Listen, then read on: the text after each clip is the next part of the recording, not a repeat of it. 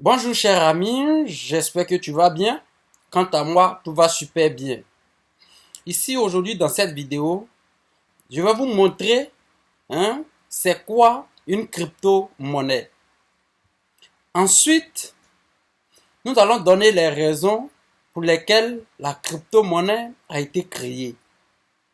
Et encore, nous allons montrer les différents types de crypto-monnaies qui existent.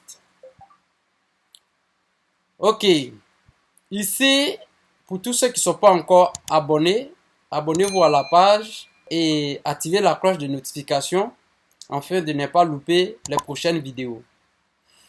Ici, en définition, une crypto-monnaie, c'est une monnaie numérique ou virtuelle qui est aussi caractérisée par une absence de support physique.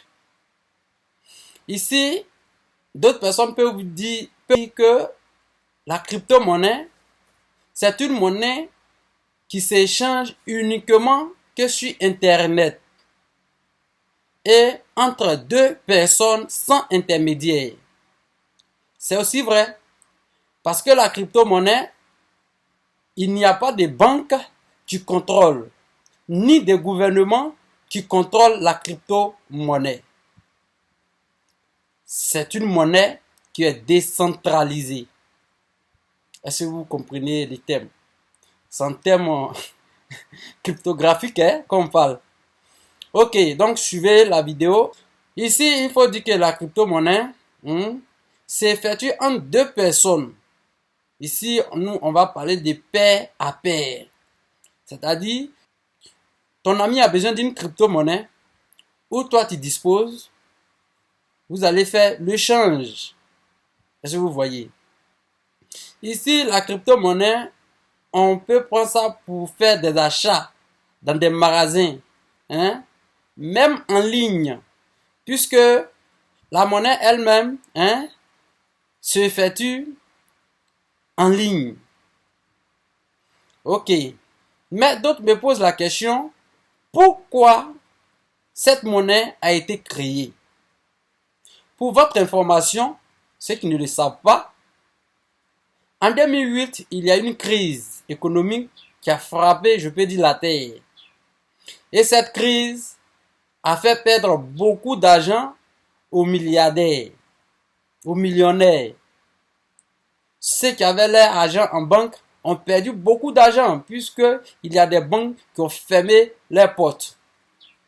C'est dans ce cadre-là que, en 2009, un certain Satoshi Nakamoto, une personne où l'identité est secrète actuellement, qu'on ne le connaît pas, a décidé de créer une monnaie où ce n'est pas les banques qui vont contrôler, ni des gouvernements qui vont contrôler cette monnaie. Mais c'est la population qui détient cette monnaie, qui contrôle la monnaie en question. C'est dans ce cadre-là qu'il va créer le Bitcoin. Le soi-disant Satoshi Nakamoto en question a créé le Bitcoin. Le Bitcoin a été créé en 2009.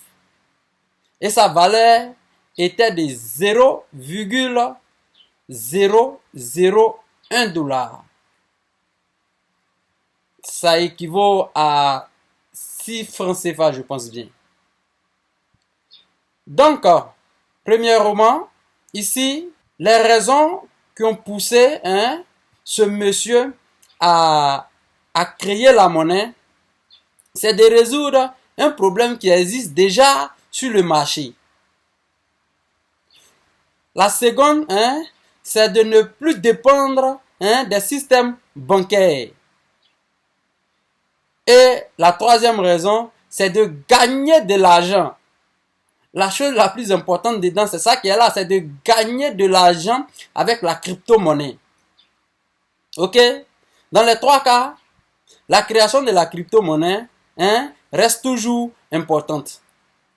Donc de vous à moi, les trois raisons, laquelle des raisons dans ces trois-là vous intéressent? Beaucoup de personnes vont dire que c'est de gagner de l'argent qui les intéresse. Mais c'est aussi bon. Ne pas dépendre de quelqu'un, c'est très bon. être indépendant de ta monnaie qui est toi-même dans ta main. C'est toi-même tu manipules. Tu n'es pas censé aller dire à quelqu'un je veux retirer mon argent. Il va te poser des questions. L'argent dont tu vas retirer, tu veux aller faire quoi avec? Ou bien soit tu as beaucoup d'argent, tu as eu beaucoup d'argent, tu vas aller déposer à la banque. Ils vont te demander d'où vient cet argent. Est-ce que vous voyez? Ils vont vous demander explication.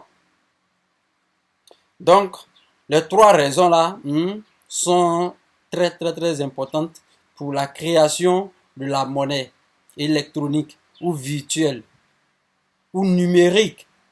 Est-ce que vous voyez? Ok. Donc ici, il faut dire que vous avez déjà la définition de la crypto.